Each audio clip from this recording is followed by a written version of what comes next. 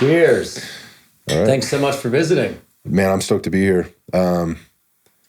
It's Spanish Fork, right? Yep. It's like a little south of Salt Lake. How far?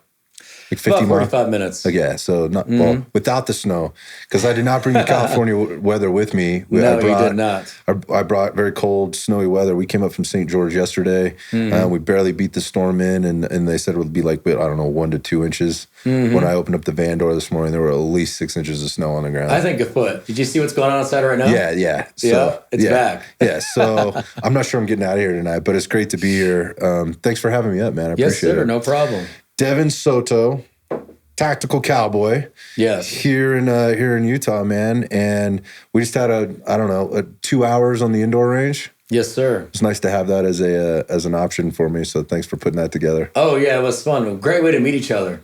Oh, and I for think sure. you performed really well. Oh, thanks, man. Yeah. I appreciate it. I don't always feel like that, but today was great. Like, I love the fundamental stuff that we're going through, or that we were going through, how you walked me through it, how not complicated it was, at the same time, how challenging it got for me. Yep. And the challenge really came in with, okay, the marksmanship is there until, it's like, okay, now you got to get it into this time. And it was really shaving off, a quarter second made all the difference in the world between, was I performing well or just performing? It was a good time. I mean, maybe you want to just kind of talk a little bit about the drills we went through, and in short, and kind of what we did today. Yeah, so we did the rifle and the pistol standard. If anybody's listening and has done our classes before, they know exactly what I'm talking about. But essentially, it's 3 3-inch circles. For the pistol standard, it is at 3 yards. And for example, if you're a workout guy, 10 sets of 1 round in the left circle, 5 sets of 2 rounds in the middle circle, and 2 sets of 5 rounds in the right circle. So all from the draw, basic fundamentals. So we went through it first to get that beginner standard, which was no misses, and we crushed that. Right. And then we went for those advanced and elite times, which it's still just the basics, but then you add that speed component and the competition component that we were doing. Yeah. It gets a little bit dicey. Man, it was fun. It was a really good time. And again, like what you just explained there is a very basic type of drill that gets very challenging very quickly once you're starting to speed it up, and then again when the dude standing next to you is encouraging you to work a little harder, so I totally appreciated that. So thanks, man. That was a good time. Oh, for sure. There's a lot of other stuff we did there, but that was a good way to kind of kick it off. Oh yeah, I've had plenty of high speed guys, other Army Ranger dudes, Navy SEALs, Green Berets have a lot of trouble, and then that drill humbles them. And then they do it, and they become way better because of it. Yeah, it's interesting going back to that. So your background. So let's talk a little bit about you and, how you got into this. How we're going to get to Tactical Cowboy and the things that you guys are doing as a company. But let's just talk about your background, man. How'd you find yourself here? And my line typically is, anybody that listens to the show has heard it before. You can start and finish wherever you want, and I might cut you off a few times to fill in the gaps. Okay. I grew up in a small town, Mendota, Illinois. How small? I think we've got 5,000. So how small is? Go ahead. That's pretty small. But I think you got a smaller. Well, we were just comparing. We'd heard you on a couple other podcasts before, and listening to you coming in. And Cece and I were listening in the van on our drive up yesterday. It was a really great interview, and she started snickering when she heard you were from small town in Illinois. She grew up.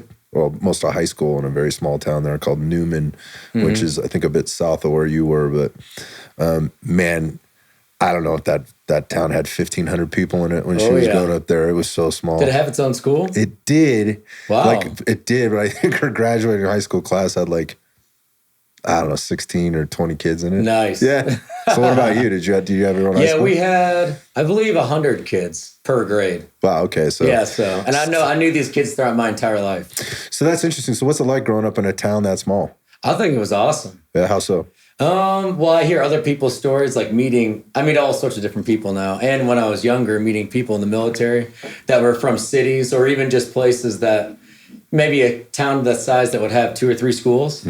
And they didn't know everybody in their high school and all those kind of things. And, they're going to class and, I knew half the class, but the other people I didn't know. And it was nice where from kindergarten all the way up and through high school, Everybody, I knew everybody. Everybody knew everybody. With that comes a lot of I was just drama. gonna say, man, that sounds like a double-edged sword to me. If I'm being honest, yeah. I mean, there's got to be some stories there of when that doesn't work out in your favor. Yeah, for sure, yeah.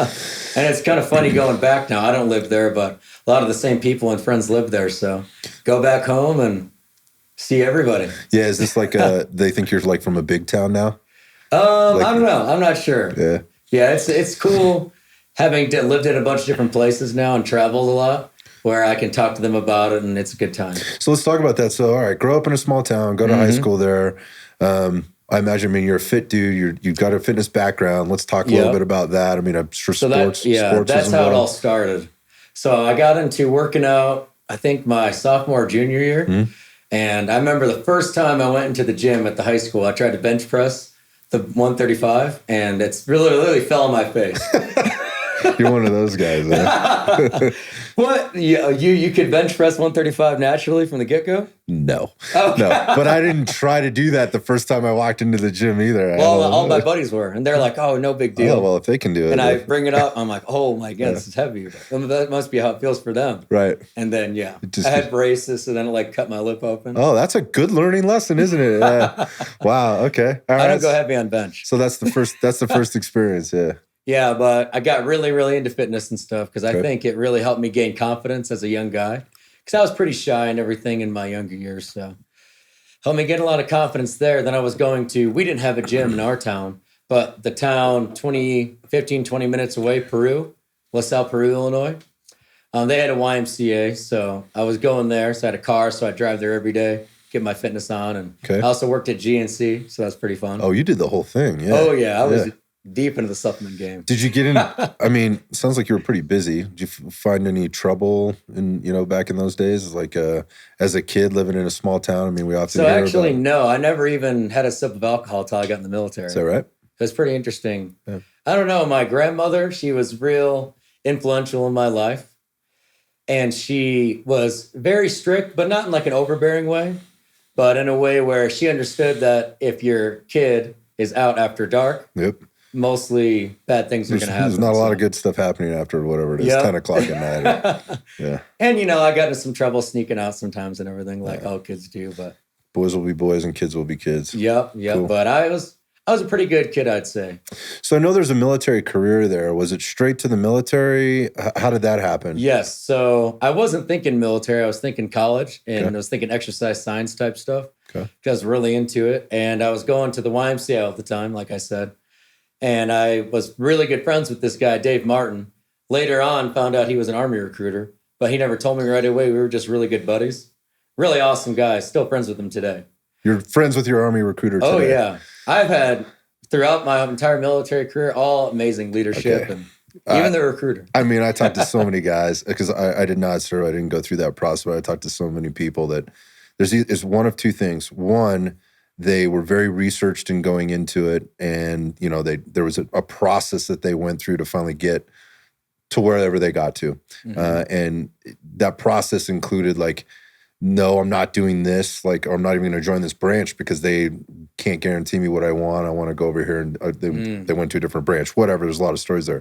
Then there's the other end of it, I had no fucking idea what I was doing. I signed my name on the paper, and what happened after that. But at no point has anybody ever given me oh, my recruiter was awesome. He was awesome. So he'd kind of planted the seed in my mind. One day we were at the gym, and I had gotten into, this was before CrossFit was a thing, but I had gotten into, funny enough, I'd do bench press, then some bicep curls, then some tricep push downs. Then the YMCA had a 100-meter track around the weight area. Okay. So I'd run 2 laps. Then I come back, kind of like circuit training. Just kind of felt like that's what I needed to be doing. It was intense. And he just goes, one day, you should be an Army Ranger. And I didn't even know what that was. Really? Yeah. No idea. Well, Black Hawk Down, everybody's seen that. Okay. So I had a slight of an idea, but not a huge idea, right? So he gave me some literature and some stuff to look up. And I was like, yeah, that seems pretty cool. And my grandfather was in the Army. He was stationed in Korea for a few years. So I had that inspiration, and I was like, you know what, I'm going to do this. And for instance, you're saying these guys did all this research. My recruiter, he did all that for me. He got me set up with the contract.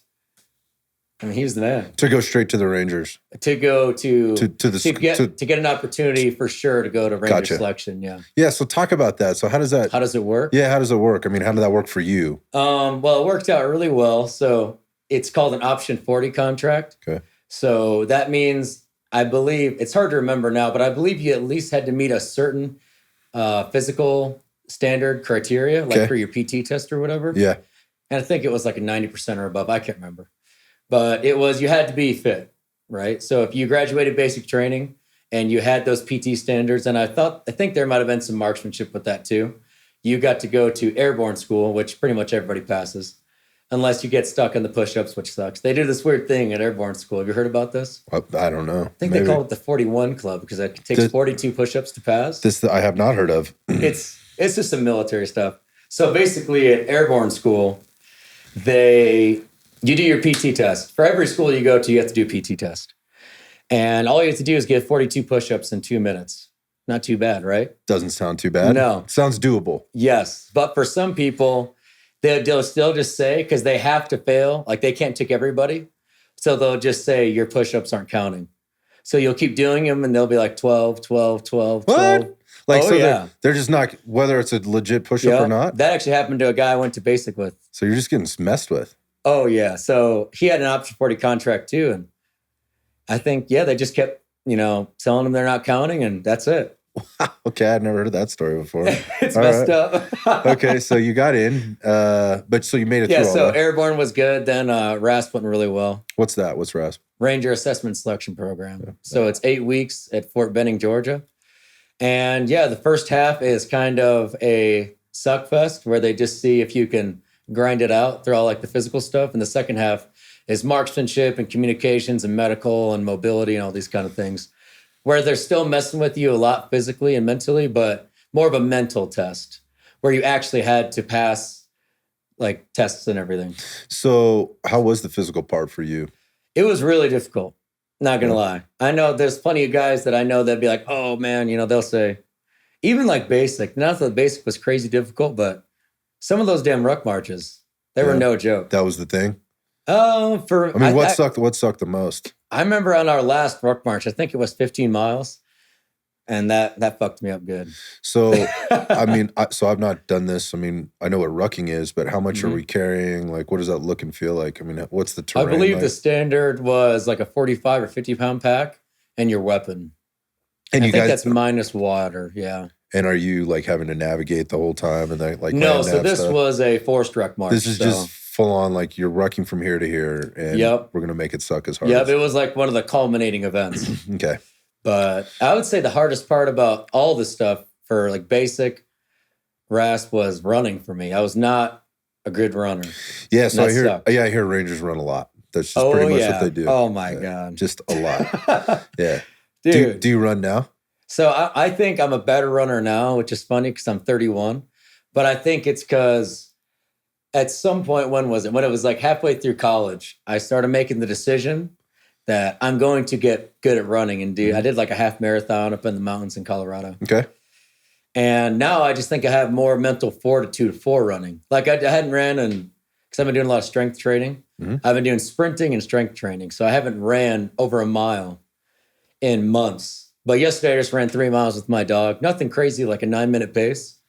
But I just think having done those way longer distances gave me more mental strength. Where back then as a kid, like the first time I ran 8 miles in RASP, that was the first time. You'd ever run 8 miles. Yeah, that's a hard learning lesson. Yeah. Oh, okay. So you get through this thing, and then what happens? I mean, I assume there's a deployment, and does that happen right away? Yeah, so it all depends on, like, in your military career, what unit you go to and what phase of training your unit is in, I guess you could say. But I was lucky enough where I got to go straight through basic and then just had a weekend off, then airborne school, then had a weekend off, and then RASP. So that's a quick turnaround. What's the total time lapse here? Oh, man, that's a good question. It's like 6 months? 6 to 8, probably 8 months total of training. And then I spent 3 to 4 weeks, it's hard to remember now, but at 2nd Ranger Battalion, when I got there, everybody was on block leave. So that means the unit finished their training cycle, and then they send everybody most people, not everybody, because somebody's got to be there, right? But they send most people home for a couple weeks to get some like R&R, and then they go on deployment. So I showed up right as soon as everybody was during the middle of their block leave. So they had a couple weeks, or you had another week or two there, and then you were we were shipping out, which is pretty cool. So it was all kind of in the first year.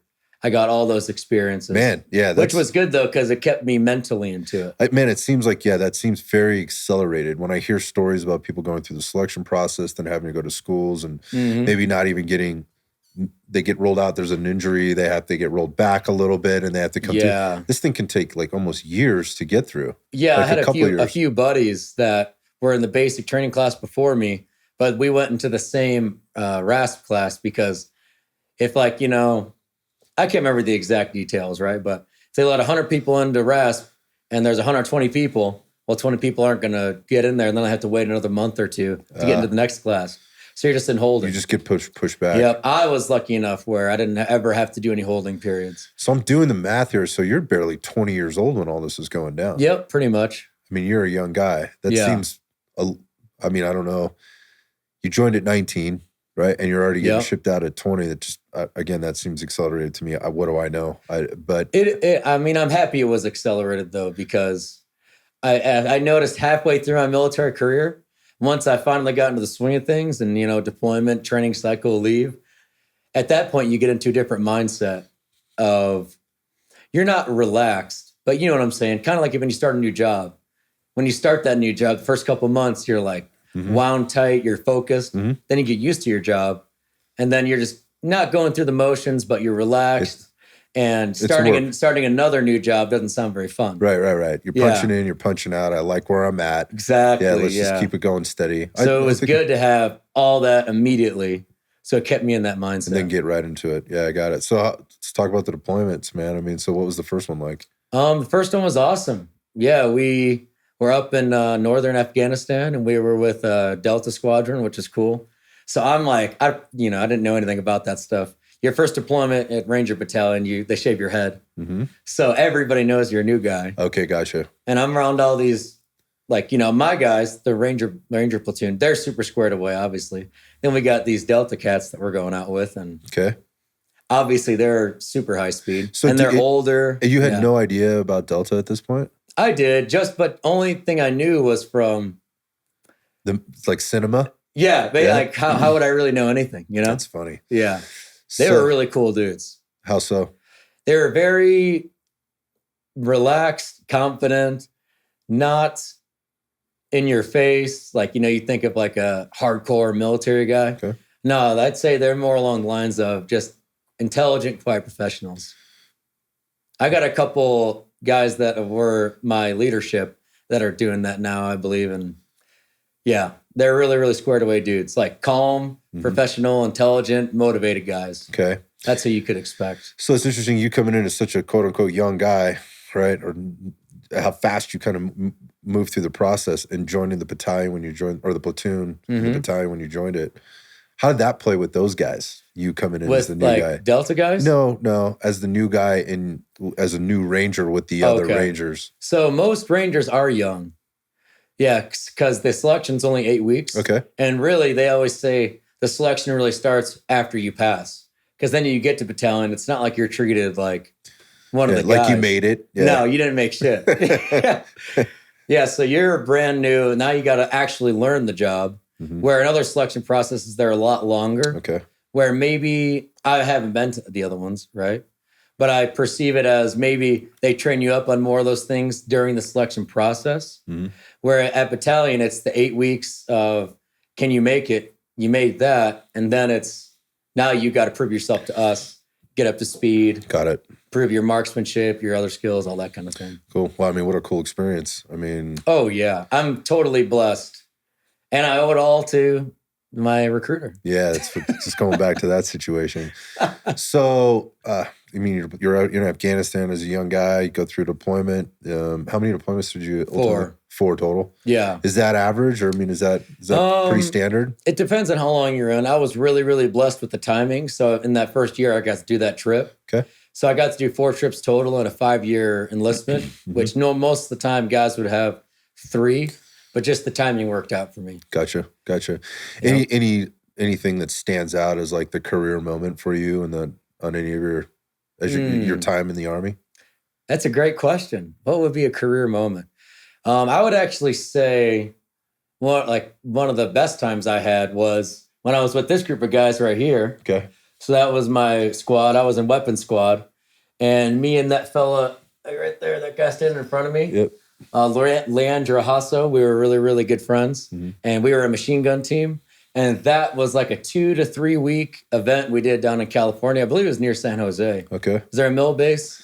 There's a few down there. Yeah. I mean, there's some National Guard stuff down there. Yeah. So we were doing a big training event down there. Okay. And I would say just the highlight, it's funny because you think overseas or something, but just the bonding we had as a team, me, him, and our whole squad, because we performed really, really well during that training event. Everybody was on the same page.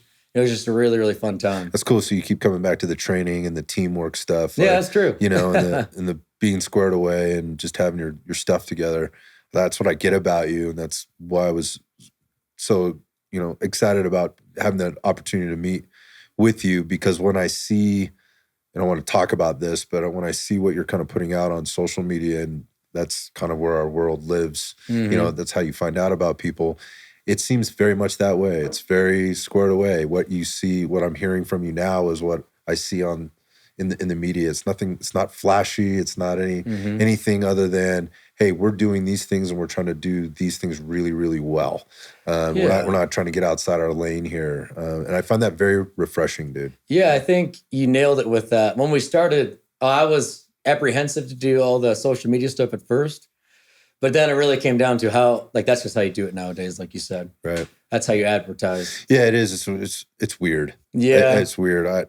It still feels weird to me, in this environment. I just sort of found a comfort zone in being able to sit down with guys like you and have these conversations. But honestly, we'll circle back to that. So you go through the Army, and you're there for what, 4 or 5 years? 5 years? Yeah. And then it's just done. I mean, did you know that early on that I'm going to do my time here and then I'm going to be done? Or was there something that happened along the way that was like, okay, I'm done. I can't keep doing this? Yeah. So I don't know if I ever had the idea of making a career out of it. Okay. But I would say about halfway through my military career is when I kind of decided that I was going to get out and pursue the exercise science type stuff. Okay. I remember when I first got in and got to battalion, I don't remember his name, but whoever was the guy in charge when they were on block leave, so this was probably E7 or an E8, he gave a speech to all the guys that just came in. And it was a really impactful speech, and he made a lot of sense. Later on, I understood what he was saying. He talked about how at Ranger Battalion, it's very, very intense life because it's deployment, training cycle, back and forth, and there's not many breaks. So I didn't have a family, thankfully. For guys that have families, that'd be extremely brutal. difficult. Brutal, I'm sure. But he said something along the lines of that Ranger Battalion is like this fire-breathing dragon. You can only handle it for so long. And if you handle it for too long, you're going to end up burnt. Okay. Yeah, so at the beginning, that's the first thing I heard when I got there. Mm-hmm. I was like, okay. Then halfway through, it's a pretty stressful life. It's nonstop. So then I was like, yeah, I'm just going to probably get out after that last trip and pursue the exercise science. So it's interesting. I just recently talked to another Ranger, and he was saying almost the same thing. Oh, really? Very similar career path in terms of timing. Interesting. He said the same thing in that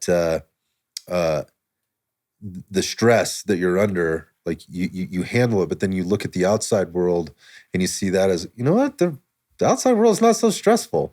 Like I could go to college, I could get a degree, I could choose whatever job I want. There's so many things I can be doing. So that's effectively what you decided kind of early on. And so you exit and you go straight into college. What do you do? So I got into University of Illinois into the Kinesiology program, which was pretty cool because I always wanted to go to U of I, right? Growing up as an Illinois kid. Okay. But I got out in May and I had until the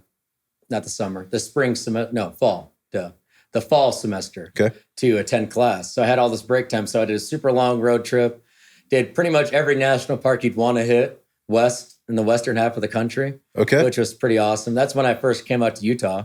So you just pack up a car and just go? Yeah, so I had 2 cars at the time. Okay.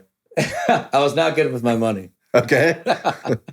So I had a 4Runner that I had to put like 2 engines in, and then I had a Honda Civic. Okay. So I just bought cheap cars thinking that was going to save me money, because I never really saved money. My goal was more experiences. Okay. You know? But either way, I drove the 4Runner home on like a day and a half drive, just like only got 2 hours of sleep, went straight through, flew back to Oregon to my buddy's house, got my Honda Civic. And then, yeah, I had the vehicle packed up. I had a kayak on top. So I went like kayaking at Glacier National Park. Oh, dope. Oh, It was that place is my favorite park in the whole country. I got skunked there 2 years ago because of the fires during COVID. We had driven up to see the park, and Canada was burning down on the other side of the border, and there were a lot of fires going on up there, and we couldn't get into the park. First off, there was a line to get in, but they had it shut down. They had parts of the road shut down, and that had been on my bucket list for basically the better part of my life. We couldn't get in the short window of time that we had to spend there. So I need to get back up there. I haven't done it It's yet. amazing. That's what I hear. Have you been to Many Glacier? You know what I'm talking about? Nope. So there's a sect of the park. I didn't know this till I went there. So I get there, and there's, what is that main road? Rising Sun or something like that? Yeah, something like that. Yeah, road, And exactly. I get there, and that's a drive. So I'm like, okay, I'm not, well, I didn't come here to drive, right? And so I do the kayaking in that lake in the main glacier park. It was super cool. All right, that was fun. I go talk to the park ranger, and I say, so, like, what else is there, you know? And he's like, hey, you got to go up to Many Glacier. So it's a sect of the park way up by the Canadian border. Okay. Like, you have to go out of the park from the south, head east, I believe. Or is it west? I think it's west, and you can go around. No. There's one that. Sorry, I looked at the map. I had to spend a lot of time on the map trying to figure out how the hell we were going to get in the park. Right? It's confusing because we couldn't get across through the whatever that road of the Rising Sun or whatever. you call it. Yeah. But I think you can go all the way around. Yes, on the east side and come up to the pop up. So at the that top. is called Many Glacier. Okay. And literally, so I head to this place. It's way out in the middle of nowhere. Like, you're driving and there ain't nothing. But like you said, you're going around it. Right. So I can see the mountains. But then you're going way around because there's not many roads out there. And then it gets dark. And then it's like the sign, Many Glacier, turn left. That's it. You know those brown national park signs? Yeah. They all look the same. Yep. And it's a horribly kept road. Super bumpy. And it's like pitch black out. In the Civic. Oh, yeah. So I'm like, boom, boom, boom, boom, with the kayak strapped to the top. Yeah. So I'm driving. A really weird experience, actually. I get in there, and I don't remember there even being like a check-in station, because you're so far out there. It's almost like just, you're good. It's a free-for-all. Yeah. And then there was, I'm kind of worried, right? Because I haven't seen people in hours. In a while. Yeah. I even had to stop at a gas station in the middle of nowhere. There's nobody out there. So a little bit freaked out. Like, I have no idea where I'm at. It's pitch black. Don't know what anything looks like. And I'm like, all right, well, I'll find like a campsite or something, because there's got to be one there, right? National Park. Driving, can't see anything. And I haven't thought about this in so long. This is funny. And I drive, and all of a sudden I'm in the road in the park, and I see these 2 people walking down the road. One's got a guitar, and there was 2 hippies like stoned out of their mind. And they're so like, appropriate. I'm like, hey, we're talking. They're acting all weird. Nowadays, I didn't know what like somebody high on marijuana looked like, because I'd never met one. Really? You'd never experienced anybody? Well, in the military, you don't do that. And you're not around it. Right. I didn't really do it before in high school. Gotcha. You had mentioned you were a pretty squared away kid, yeah. So I just like, these dudes are acting super weird. And they're like, yeah, man, like just head up to the hotel or something. Like, okay, so I keep driving, and there's this hotel. Out in the middle of nowhere. Yeah, it's like in the mountains, kind of. And it seems pretty cool. Really weird situation. I don't know. I can't figure out. There's all these cars, but there's no people. All the lights in the hotel are off. I see this one person go into this building. I kind of tried to go in there. It was really, really creepy. Weird story. Anyways, I sleep in the car. You don't go in? You're done. No, it's like I follow. If there was a person, they got out of their car, went into this building, maybe the size of like a regular house, right? Yeah. And then, the door's just wide open with the light on. So I'm like, that's weird. I go in, and I'm like, hello? And there's nobody in there. And all the doors are just open to the rooms. Sounds like a weird And I kind of like leaning to look in one of the rooms, and it's just a bed with sheets on. You did the right thing, man. And I'm out of here. You did the right thing. I get the fuck out of that. Yeah. So then I just went and slept in the car. And but then the coolest part was I woke up in the morning because I had no idea what anything looked like around me, and it was gorgeous. Oh, I'm sure. And there was nobody out there. Yeah. I saw moose and bear that day. What a cool trip to be able to go and yeah, kind of just that was right at the beginning of the trip. Run it wide open for, what'd you say, 3 months? 3 months. Yeah, I think I spent like $3,000. That's it in 3 months, right? In the Honda Civic. Yeah, I was living off of, because I was into fitness and healthy eating, right? So I'd go, I don't know if this is necessarily healthy. Back then I thought it was. I'd go and get like, turkey and chicken, like all sliced up from the deli, and a bunch of fruit, and I had a cooler in my Civic. That's what you And like raw broccoli, I'd just be eating that. It was gross. Oh, I get it. That was before gas was $5 a gallon too. Yeah. So, Right. Yeah, what a cool time. So what happens after this? So you finish up your trip, you go to school. Yeah, I get to Illinois. Yeah. And then I go to University of Illinois down in Champaign-Urbana. Mm-hmm. And I did my first 2 years of college there. I really, really liked it a lot. The kinesiology program, it was weird. In high school, I got horrible grades. Not like horrible. I guess I didn't like fail, right? But I just never applied myself academically. Mm-hmm. But now in college, I was like, I'm about this because it's topics I want to learn about too. Mm-hmm. So the kinesiology program almost ended up too easy, where I talked the professors into letting me into the 4,000 level classes my second year. Really? Okay. Which is really cool. The professors were really, really awesome. So you were able to accelerate that whole experience then too. Yeah, so the kinesiology, and no offense to anybody that I know in the kinesiology program, it was a great program. It's not what I was looking for. So I did my first 2 years in that program. Then I decided I wanted to do more. Mm-hmm. And I guess you could not say more, something more difficult in terms of the physiology aspect behind like anatomy and exercise. Okay. So I went and applied to the University of Colorado to their integrative human physiology program. Wow, okay. Which is like a pre-med type thing. Uh-huh. So I got in there and transferred. So junior, senior year, I did there. And that was what I was looking for. It was a lot more in-depth on the science. Yeah, it was really, really good. Back to the experience piece and getting the experience that you were really looking for. Exactly, yeah. And living because like I lived out west for all those years. And then moving back to Illinois was kind of different, where there's not tons of outdoorsy things to do, right? And then... Yeah, people would argue like, oh, that's where some of the, all the hunters live and whatever else. Okay, maybe, yes, there's a lot of deer to hunt. There's a lot of things to go out and do in that sense. But if you've been on the West Coast with the kayaking, right? The water, the mountains, the rivers, the ocean, you name it. There's so many, the mountain biking, all the stuff that you can do. Mm-hmm. You don't get that in the Midwest. No, you don't. And then it was tough going from having all that to not having it. And I really loved the University of Illinois, and I had a lot of fun times, a lot of good times partying, right? But that was the thing to do there. Yep. It was up there in top party schools during those times. I'm sure it still is now. Literally, there's bars that like the bar scene and the campus, it's like flows straight into each other. It's a great business model. It is. So you have like the school, and then right there you have all the bars and everything, and where everybody lives. And it was a really fun time, but I was kind of over it. I gotcha. So I went back out west, University of Colorado, got that different education experience, as well as got back to doing those kind of activities. Yeah, you're a full-grown adult at this point, right? You've been through the Army, you had your own, travel experiences and whatever else. You've experienced a lot at this point, so I get that. That makes sense to me. All right, so we get through college, you graduate. When does the Tactical Cowboy thing start? Like, how'd you wind up here and talk about it? Yeah, that's an interesting topic. So, graduated college, met my lady in my last year there, really towards the end of the last year at college at University of Colorado. And she was in the same program. And that we talked about, she's moved on to physical therapy. I was actually planning on doing physical therapy, but I had some buddies in some line of work, and they're like, yeah, man, come work with us. So I did some of that with them for a while. Stich was? And then, I was just helping them out with some security stuff. Okay, gotcha. Yeah.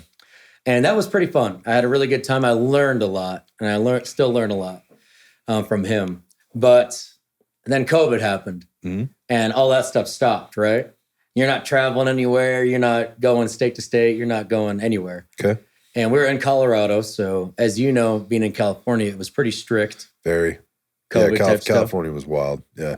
I can't even imagine. We got the hell out of there a lot. Actually, I traveled to Utah several times during that time. Oh, really? I was told Utah didn't do anything. No, very little. That's awesome. That we could tell. I mean, it was great. Yeah. It was awesome. This was like a haven. Yep. So COVID happened. So then income stopped happening, right?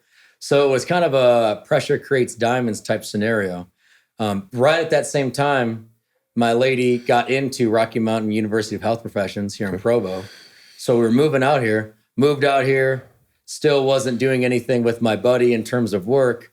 And then it was kind of like, well, I need to make money somehow. And all throughout college, before college as well, a little bit I helped people with fitness, but all throughout college at University of Illinois, I started a weightlifting team as an Olympic weightlifting. Great. So we did a bunch of competitions. We had a whole squad. We all trained together. It was badass. And then at Colorado, I started the same exact thing. Did the same thing, competitions, help people develop in that. Got it. So I've been helping people in like a mentorship type role for a really long time. And I was feeling very, very confident in my skills, with firearms and stuff. And I kind of was rejuvenated working with my buddy because, military, I did that stuff. College, I didn't at all. Then getting involved with him, it kind of had to start doing that again because there was really high standards that he needed me to meet. And I was like, I could teach people how to shoot. You mean, okay, so that's what I was just going to say. So marksmanship type stuff. The standards were marksmanship standards. All right, so we're talking about shooting now. Yep. All right, so we're out of the fitness and back to the shooting or into the shooting. Okay. Yes. So you're helping him out doing some training. I was helping him out with some of that stuff we talked about earlier. Gotcha. I understand. Okay. Yep. So that's okay. So you're back in sort of the firearms world. And, exactly. And starting to and do I'm that. kind of rejuvenated about it. And at a time where, good timing. Great timing, right? Obviously, everybody's looking to buy guns during that time. And people are looking to train. They had lots of time on their hands and a motivation to get it done, given all the craziness that was happening in the world at the time and still is. So, needed some money, right? You need to start making money. And I started it. I literally printed out little pieces of paper, like flyers, and started going door to door. Because we're living up the road in Springville. And I'm like, people love guns around here. It's a super pro gun area, so I'm not going to get any weird reactions. And I started going door to door, handing out flyers. Have met my first client over here on West Mountain. Still talk to him to this day. That was a good time. I love the hustle. I mean, that's just straight up like guerrilla marketing. Like I didn't who have... Who does that anymore? Like nobody does that. Well, I knew... So I like talking to people. Yeah. And I'm sure you've realized this these days. People don't know how to talk to people nowadays. No, they don't, man. You're right. I knew if I could talk to people, I would be able to connect with them. And they would be like, oh, I'd love to train with this guy. Okay. Maybe not just because I'm the most high-speed shooter, but I can make them feel welcome. And we could have a good time doing it. Yeah, that's what coaching is, man. It's making connections for sure. Exactly. Yeah. So started doing that. Started training people. Range Masters, Discount Guns and Ammo, where we were today. I was applying and I sent out like my resume. I applied to any and every single gun range in this state, pretty much. Okay. Anywhere. Hey, I'd love to help out. I want to train people. This is my background, this or that, blah, blah, blah, blah, blah. I love working with people. The only place that reached out back to me was Kevin at Discount Guns and Ammo. Interesting. The only place.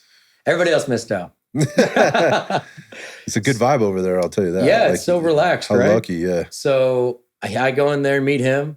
We did like a little interview and he was like, yeah, sure, So I started working the counter and he started to get to know me and feel confident that I could help people. And he started, giving me some clients. And when that started happening, that's when it really started to take off. Because now I was working 3-4 days a week there and I'm meeting people every single day. Busy, right? Yeah. I'm starting to meet people. It's scheduling private sessions here or there, doing multiple private sessions a week. I link up with a buddy, and I did some classes for him. His company was called SSV Tactical. Okay. Jared Stokes, really good guy. And he helped pretty much put together at Wasatch Wing and Clay, which is just up the road over here, my first pistol class. So he put everything together. I taught it, went really well. Eventually, he has like a bunch of businesses, super busy guy. So he ended up almost becoming too busy. Got it. So that's when I kind of broke off and did the Tactical Cowboy I love thing. that. I mean, you're just ready for opportunity when it presents itself. As Yeah, they say. man. But at the same time, people have always helped me with the opportunities. My recruiter, Kevin over at Discount Guns and Ammo, my buddy Jared, he helped me get that first group class. And then from that first group class, I was like really caught the momentum. Yeah, I love that you never forget where you came from, man. Oh, of course not. Yeah, I mean, that's not common. I don't think much anymore. So, all right, so you're training, and then now, I mean, let's talk about Tactical Cowboy as it is now, and how it's structured, and what you guys are doing, and how you're doing it. Because it's not just you; you got some other people on the team, and from what I can tell, man, you guys are staying pretty busy. There's all different types of training that you guys are doing, and you're doing it with mostly civilians and people, like you said, that are around the area that are very pro 2A and want to learn how to shoot and shoot well and have fun doing it and whatever. So let's talk about it.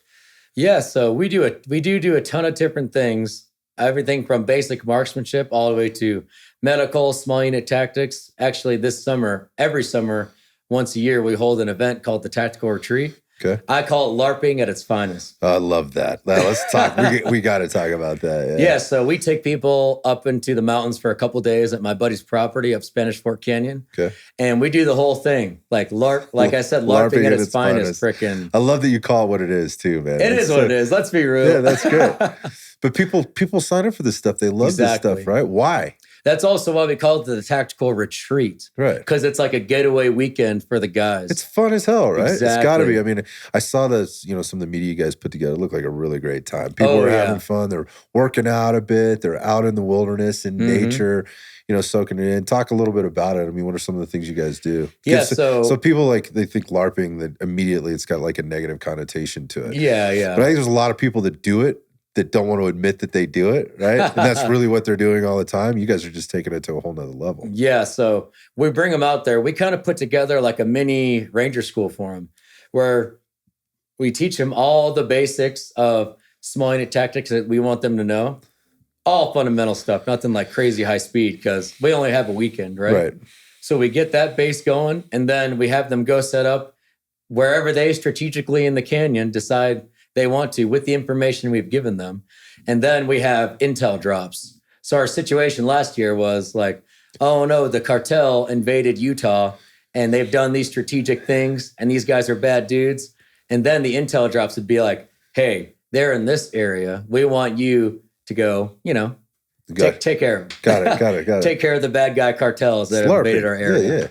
And then with the skills that we've given them, they have to, figure out a proper route, a plan to do what they need to do. Cool. And then they do it. And at nighttime, they do all their security stuff. And sounds like fun. We check on them. Oh, yeah. Yeah, it sounds like a good time. I mean, you get who comes? Like, who are the types of people who come out? Just a lot of our really consistent clientele, which would be, honestly, like a lot of tech guys.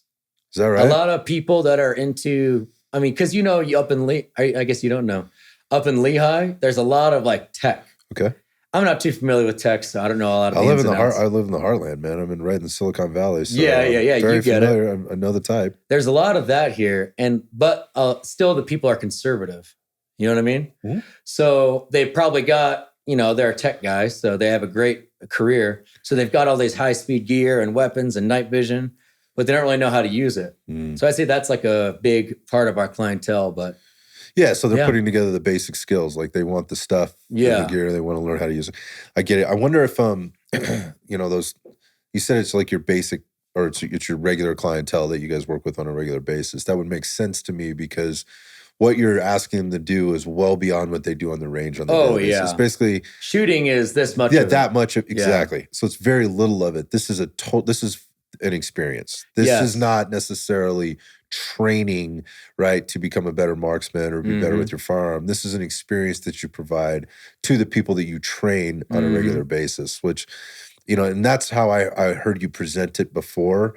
Cool. when the thing first when it first popped up on my radar, is that I was like, okay, because anytime I see these things come up, I'm like, well, what's really going on here? What are people doing out there? What are people training people how to do? This was more about like, hey, let's go have some fun. We're going to throw some stuff at you that you couldn't get or wouldn't get anywhere else. I mean, unless you're into maybe like the milsim stuff with airsoft or whatever, and you're working with teams and you have access to that, nobody really has access to any of that. And going back to the tech guys, let's be honest, they're looking for experience. They're looking for excitement. I mean, I see that all the time in the Silicon Valley. They're looking for something new, right? Yeah. They have all the money in the world. They have all the resources in the world. That's give or take. But they're working pretty mundane jobs. They're not challenged. I find they're high achievers to start with. Very intelligent. Very intelligent, right? They know how to make money. They have themselves squared away professionally.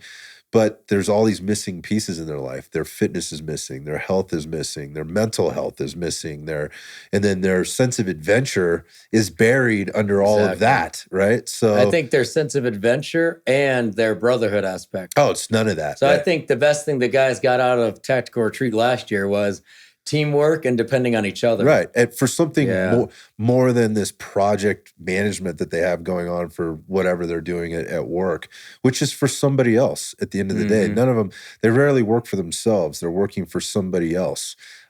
Even as a contractor, you're still doing the job for somebody else within the business. I mean, that's what we see all the time. So where's the personal satisfaction in getting like, what's the true reward? Okay, we finished the project and I got paid. Well, that's going to get old after a while. Like what else is out there? There's a lot of life out there. And it's awesome to hear that these guys are wanting to get out into the wilderness a little bit and be challenged in a completely different way that would be way outside of anything they could get anywhere else. Yeah. Yes. This year, we're actually going to add in medical to it as well. Great. So practical skills. They need to be prepared for, when they do their scenario, and one of their buddies gets hurt, they need to be able to take care of it. Oh, look, that's practical. It's practical stuff, man. I mean, especially, my thing is, like, if you're going to shoot guns, then you better be getting your medical training. I mean, both should go hand in hand. Yep. And it should be something, I'm not saying you should regulate this or, it should be monitored by anybody. I'm just saying this should be in you. Like this should be, the drive to do that should be natural. I know that's far-fetched. Yeah. It's very idealistic. But no, I totally agree. For me, nowadays, I've got this EDC belt right here, and it's got a rat tourniquet inside of it. Yeah, so super small and compact. Yeah, so like, for instance, on the range today, when we shot, I had this and 2 tourniquets on my belt and a full med pack and my full medical bag inside my gun bag. Makes perfect sense. I mean, I had the same. Yeah, I had the same. I didn't have the cool belt, but I usually come out fully equipped, and there's stuff in my truck, stuff in my van. Exactly. The bag I carry to work every day is fully loaded out with all my stuff. Like to me, that's totally normal. That should be in everybody's thought process. But. Yeah, it's not, and I don't really know why, because it's so easy. It's way easier than shooting a gun. I mean, of course, it's going to be a stressful situation if you have to put on a tourniquet and deal with that situation. But, I mean, you can train it for free all the time. We just did our emergency medical level 1 and 2. And the guys that we've had people like kind of do half and half, but the guys that have done both, they really, really took a lot out of it. So when you say you're doing like level 1 and 2, what is this? How does this line out? Who's teaching this? Yeah, so for our medical guys, I help teach it myself. We also have Nick, and he lives down in St. George, actually. So he's a current Army medic in the National Guard, and he's an OR nurse down there in St. George. Okay, so this guy's he's getting reps, yeah. And I love that because all of my experience is kind of like military-like, He has the military experience as well, but has the civilian experience too. So and he's in there every day. It's very relatable. Yes. Yeah. And then we have Jameson. He lives up in Logan, and he's a 3rd Ranger Battalion guy, infantry. So when he was in, he wasn't a medic, but now he's a firefighter and EMT. Okay. So a whole nother skill set. Exactly. Then we also have Austin. He's a current law enforcement officer, and he was a firefighter and did all the EMT stuff and everything. So we got a pretty solid crew for our medical staff. Yeah, I mean, it sounds like they're coming from all different backgrounds. And exactly. Experience civilian, levels. Military, law enforcement, all of it. Very relatable to the civilian like me that, has a question and can maybe try to imagine what it might have been like on a deployment somewhere and the stuff that you had to deal with. But the reality of it is I could never imagine that. But Yeah. I've been to the emergency room plenty of times, Exactly. with all kinds of stuff And even personally or exactly. for somebody else. So even a car accident could cause a major arterial bleed. right. Like you're in a car accident, your door gets slammed, some metal goes ajar, get a laceration to the inside of the arm. Yeah. And now you could easily save somebody's life with the proper tourniquet. Yeah, there's a million scenarios that you come up with that literally happen every day. I mean, we're driving out there on the snowy and icy roads right now. There's cars wrecked everywhere, right? Yeah. And that could get really bad really fast.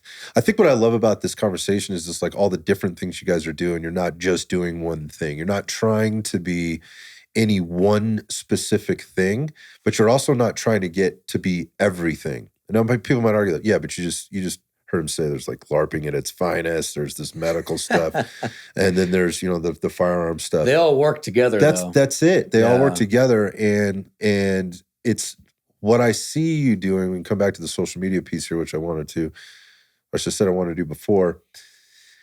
The way it's being presented is it's not really getting outside into these crazy lanes. Mm-hmm. These are basic things. We were just talking about, like, medical should be basic, right? However, there's like only so much you can learn, say maybe in one day, TECC course or whatever it happens to be. There's a lot of other skills that you can build on top of it with just one more day. Like, just give me 8 more hours of this. So true. 8 more hours of this. And now that I've had, let's say, 16 hours of this instruction or whatever it happens to be, now just put me in a situation where we weren't specifically talking about this, and I wasn't told 10 minutes ago. It's not the tell, show, do scenario. You go out and, again, like your retreat, and you go, okay, medical emergency just happened. Take all the skills that you got in those 16 hours plus or whatever that we gave you in instruction and put them to use in this situation. That's like real practical testing, sort of application. For sure. And I don't think it takes a lot of argument, or a lot of people could argue that that's not a valuable experience. Oh yeah. So when you go back to the LARPing thing and people like snubbing their noses at it and going, that's lame. You're just trying to be, an Army Ranger when you're not. You're really a desk jockey. I don't think it's that way at all. Mm-hmm. I mean, I haven't had that type of experience. I've had my other types of experiences, but not like that. And I could see where it could be, number one, and I think gets lost a lot. It could be a lot of fucking fun. Oh yeah. Like, right? I mean, two, I think it can be very valuable in a lot of different ways. And one of the things you said is that camaraderie and that teamwork, the guys getting together and feeling like they're part of a bigger whole. And going back and recognizing the important things in life, and it's not sitting on a fucking computer screen in front of them every day. Yeah, I'm sure you've seen, we put it out on social media and stuff. We always talk about the Tactical Cowboy family. So that's a big part about it. Obviously, the guys in the retreat, if you're there, you're probably part of the Tactical Cowboy family. But anybody that's involved with us, we treat them as family. So like when we talk about it at a course, we finish up a course, there's probably half repeat customers, half new people there. That's usually the ratio we get. That's awesome. Oh, yeah. We have because we did the family part. Yeah, that's awesome, man. But we always talk about like, hey, this is more than a business transaction. You're part of the Tactical Cowboy family now. We're a community. So we don't just want you to go off. I mean, if you want to go off and do your own thing, that's totally fine. But we'd love to have you back for more training. Hey, if it's a structured training event, that's great. If it's private, that's awesome. Mm-hmm. Also, we train ourselves 2, 3, 4 times a week. And we just have people come, just like me and you train today. We'll just have people come hop in. That's such an important and valuable piece too. I mean, I talked to several instructors lately that are like, there's just, a lot of instructors stop training. They teach their classes or their courses or whatever else, or their privates or whatever it happens to be, however their business is structured. But they stop training. They stop pushing themselves. They stop maybe even holding themselves accountable to the things that they're expecting, or they're training people to be holding themselves accountable to. And I think that's a key thing. And you guys are constantly showing and documenting that, the teamwork that exists. So you are really sort of practicing what you preach. Yes. At least that's what's being, that's what I perceive to be happening. And I don't think it's hard for anybody sort of stumbling across your stuff to kind of get, oh, this is different. These guys are out there kind of always working and always doing things. Exactly. That's exactly what we want to put off in social media. Yeah. So hopefully everybody sees that. Yeah. So that's where we got the idea, was we're out there training all the time because I want to be as good as I can be. Mm-hmm. And most of the time it's the fundamentals, because I feel like like for today, when we did the pistol and rifle standards, if I'm not nailing those, why am I moving on to some crazy shit? Yeah, man, I couldn't agree with you more. Yep. But so we're out there training all the time. And I was like, why don't we just start documenting this stuff? Then it turned into, oh, we just did this rifle drill. I was thinking about doing this with my wrist on my pistol, blah, blah, blah, or my rifle. And then let's talk about it on the camera. Oh, I did this little tip on whatever. Hope this helps you out. You've seen those when we talk about those. Yeah, it's very, at risk of sounding like cliched or whatever, it's very honest. Right. In how it's being presented. It's not necessarily a highlight reel. It's you just doing what you're doing now, and it's just sort of explaining something in shorter form. Sometimes it's a little longer form. But again, it's going back to everybody sort of training together in this team or community of people. That word gets used a lot, the word community. Oh yeah. But you're taking it one step further and you're calling it a family, which I think is unique. I don't think a lot of people go that direction. And I think there's other pieces of this that I find intriguing in that you're going a few steps further in the training and you're upfront about it. And that is the value that you guys put in the fitness piece and that you talk about it, the health and fitness and the mindset piece as you're doing your training. And a lot of people are showing a fancy drill or a fancy, standard or, their new gear or, how well somebody's doing at a particular drill that you as the instructor taught them how to do. And, you're propping them up. I think those things are all, they're awesome. There's a time and a place for all that stuff. But some of the stuff you guys are doing is really putting a lot of value in. Okay, you have a couple of different environments you can train in. Like we trained in the indoor environment today. It was great. It was necessary. Like people go, dude, you should have got out there in the snow. If you're a man, you would have been out there in the snow. I get out in the snow plenty. Yeah, but it would have been prohibitive, right? We got a lot more done. It was a lot more efficient use of our time. The snow slows everything down. So it was awesome. We had a couple technical issues there today that we were able to work through really quickly on my end. I wasn't prepared for, so we fixed that stuff. And we were able to get right back into it and send rounds downrange, right? Which is important. But I want to come back to the physical fitness piece because you put a high degree of value in that as a whole, as part of the whole, not like we do this and then we do that and then we do this. We are putting it together. And we talked a little bit offline about, where does the fitness piece fit in during on the range training? Can we talk about that a little bit? Because I think it can go one of two ways. It's either done well in an organized and well-placed kind of way. Then I see some shit going on. I'm just like, what in the hell are we doing there? So can we talk about that? Yeah. So I think it all started with when we trained together. You go to the range and then we do a lot of stuff on paper out to, 100, 200, 300 yards, a lot at 100 yards for rifle. So you got to go check the target because I believe in paper is always going to be better than steel. Steel's badass, don't get me wrong. It's fun, yeah. But paper tells you exactly what you did and exactly what you fucked up. Every time. Yep. So we do a lot on paper, and to make the range day more efficient, we run back and forth. I kind of got the idea, I think, back in the military, we were doing this. So we started running back and forth no matter what. So it's like you're getting 1, 2, 3 miles of maybe not all out sprints, but you're running pretty hard just to get that fitness aspect. And then when you're doing your marksmanship, you got a slightly elevated level of stress. Yeah, fitness shows up there. Exactly. So we were doing it on our own.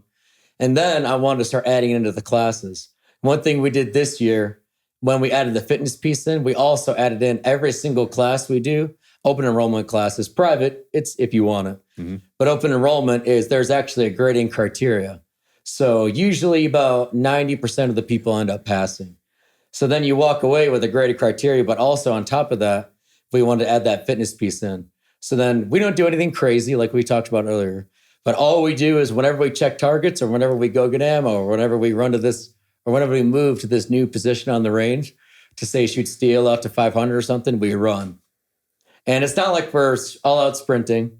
And if you can barely run because you're an older guy, which we've had, John, shout out to you. You're the man. We got this guy, John. He's one of our super consistent guys. And he is like had lower body issues and surgeries. And he's just always out there. He's got to be like 50 or 60. Still, God, I hope I'm not older than he is. Still getting He's after probably it. like 30. Yeah. But anyways, yeah. And it really adds that level of overall fitness. It's not like, are you fit at this moment? It's kind of like a prolonged general zone 2, zone 3 cardio throughout the entire day. So like I said at our last static and mobile carbine mechanics class, which is, you could say our level 2 class, intermediate to advanced. One of our guys, Giancarlo, he's also one of our consistent guys. He was wearing his Garmin fitness watch and he said they moved, mostly running, I imagine, 4.25 miles during the 7-hour class. And his heart rate spikes. Like his heart rate, probably during the stress shoot portion, got up towards 170, 180. So this is different than taking, sandbags and kettlebells to the range and putting people through some type of a workout on top of the shooting. My question always there was going to be like, what's the point of this? Like, why are we doing this? So what you're doing is you're adding a physical component to the training day, which will impact the marksmanship. So it's not just about putting rounds on paper. It's like, we're going to put rounds on paper. We're going to work all day today, both physically and through the marksmanship, but also physically from a fitness perspective, which is that fitness is going to show up at some point. And for some people, it might show up very early in the day. And for others, it may take a little longer to get there, but I don't care who you are. If you're doing that, and that's a different type of training. Right? Yes. Depending, you're running with your belt on, you're running with your rifle, you're running with, I don't know, kit, if you're training in that out there, the elements, the terrain, just the gear that you work, it's different than doing a jog to the, out on the turf or on the track or whatever and back in your workout clothes and your trainers or whatever else. Yep. Lately it's been all snow. Right. So out at our range. So. Right. So things are going to show up. Like you're going to figure this out. Like it's like it's easy to talk about. It's easy to talk about like, oh, I am fit or, I am prepared for whatever this is because I work out, because I do this, because I can get in the pool and swim this amount of this distance in this amount of time, or I can get out and run for this distance, this amount of time or whatever. But every little variable you add in there matters, right? So if it snows, it's different. If you add different terrain, hills, right? Soft ground versus hard ground, sand, all those kind of things, loose gravel, all that types of trail running versus street running. It's all very different. And my point to this is you're adding that component because it's valuable in their total overall skill level when it comes down to it. There's a little bit of an experience piece to that. And for some people, they might go, dude, that's just really fucking annoying. Yeah, it would be annoying if you're really out of shape. Yeah. It would be very annoying. Yeah. That could really make your marksmanship look like absolute trash. Yeah. And that's going to show up and you're going to look like the worst marksman out there, even though you can stand there for 6 hours and shoot on paper, shoot on steel. Now we're asking you to move around a little bit, which to me is a bit more And it's not practical. even that much. It's not. It really isn't. Exactly, yeah. Would you say 4 miles? Like 4 miles isn't that. 4 miles of movement over 7 hours. That's not a lot. Yeah. But what you're asking them to do is just put out a little bit more. Just a little bit more. Reminds me like when I was a kid playing football. Like we didn't walk to the water fountain. Exactly, yeah. We ran, and then we ran back, right? And the sooner you were back, the longer you got to recover. Exactly, right? Yeah. So you get to manage yourself through the day, the more fit you are. I think that's life too. Yeah, it's a really good way because it's a lot of men. We're trying to get more women involved, and they are getting involved. But there's a little bit of a barrier there, and we're going to work around that. We're going to bring on some really, really high-speed, qualified women to help us teach, which I think will bring more women in. But most of the classes are a lot of guys, right? And there's that kind of like man-to-man competitive aspect. And that starts to really show when you're 3 hours into it, and guys are really starting to struggle. And now we're like, all right, guys, everybody go fill up your mags, take 15 minutes, get some water and some snacks. Now we're going to start the stress shoots. Yeah. And like at the last class we had, some of the guys that are also professionals in certain fields, and I'm sure they're going to fix this, they couldn't complete all the stress shoots because of physical unpreparedness and also like some physical injury maybe could have been a part of it, which is okay, right? But at the end of the day, I think it really shows you what you're made of. Yep. Because, I mean, if I went to an event whatever, right? You go to basic training and all the other guys can do the 2-mile run in 15 minutes or 13 minutes or whatever, and you can barely make 16, 17.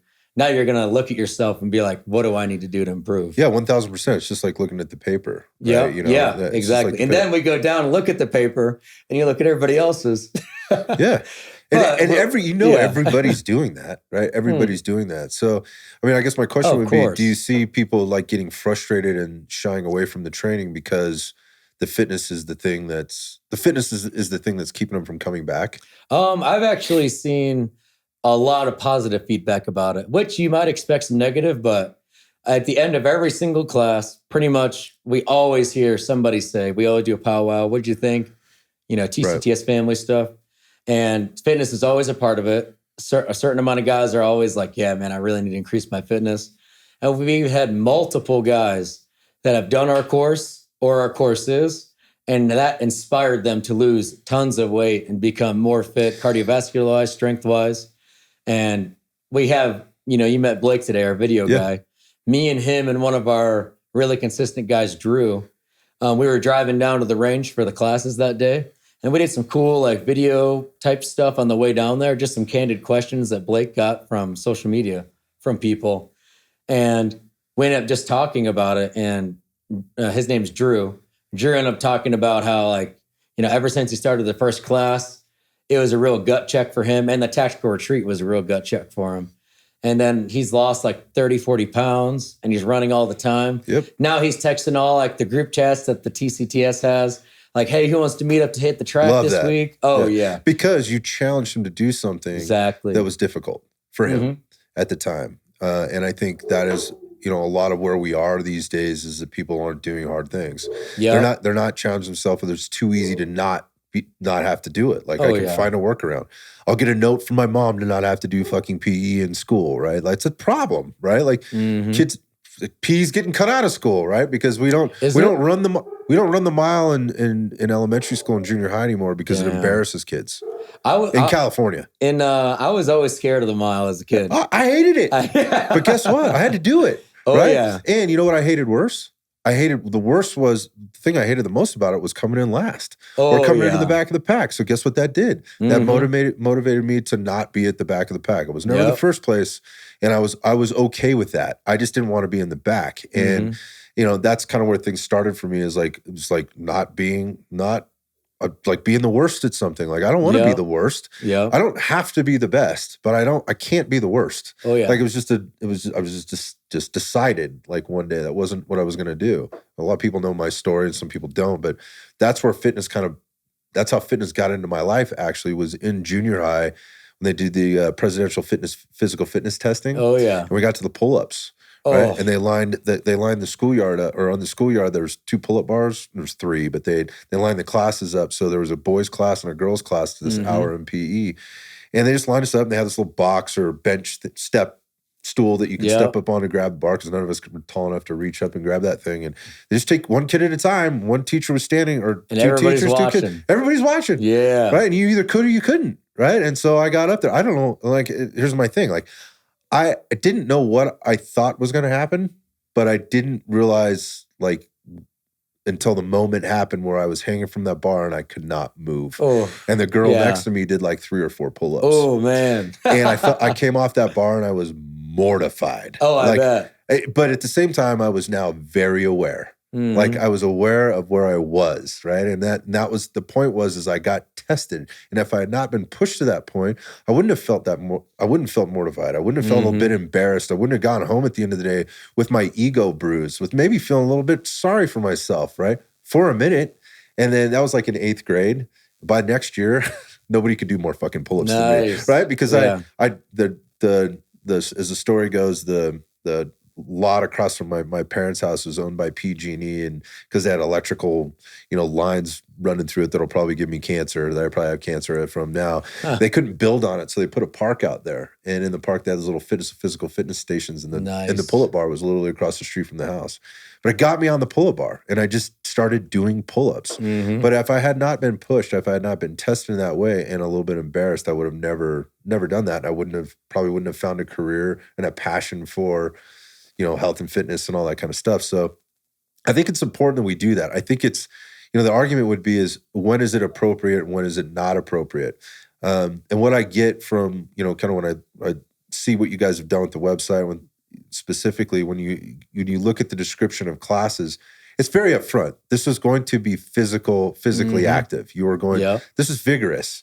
And this, if you're not ready for this, maybe this isn't the right class for you right now. But at the same time, you're not stress shooting somebody, and I want to come back to that term, stress shooting. You're not stress shooting somebody that's out there with you for the first time, are you? No. That's right. So this is somebody that's been with you for a while that you have a certain level of confidence in, that understands how you're operating, who you are, what's expected of them. There's safety and confidence that comes along with that and all of that.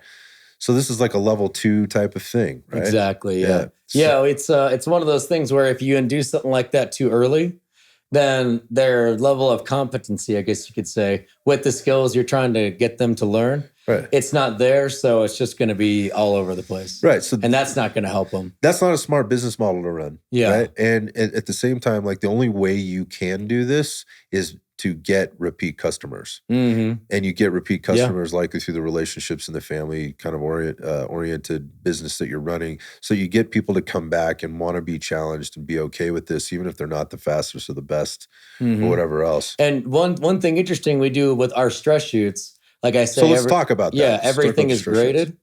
So we don't, so let's say we keep our classes really small because our thing is quality over quantity. So the most people we have in a class is like 8 people. It's the same for us at the gym. Oh, nice. Yeah. Exactly. And we have 2 to 3 mentors there at a time. We always keep at least a 1-to-3 ratio from mentor to students because I feel like I know all the different kinds of training I've gone to.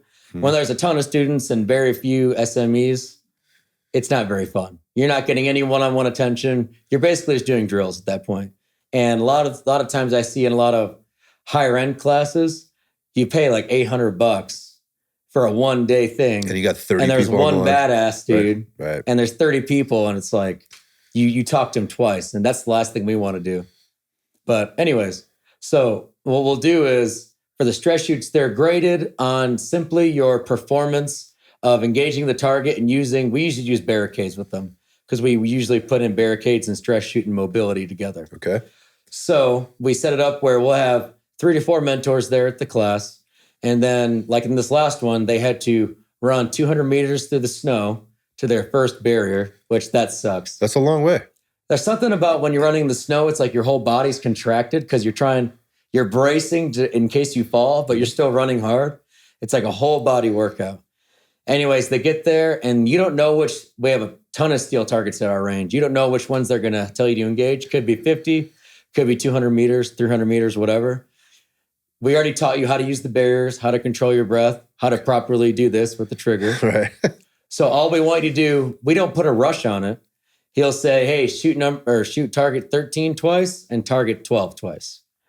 And we're not grading you on, you got to get it done in 3 seconds. We want the people to approach the barrier, do what we taught them, which is take a deep breath, look at your cover, see how you want to assess it and use it properly.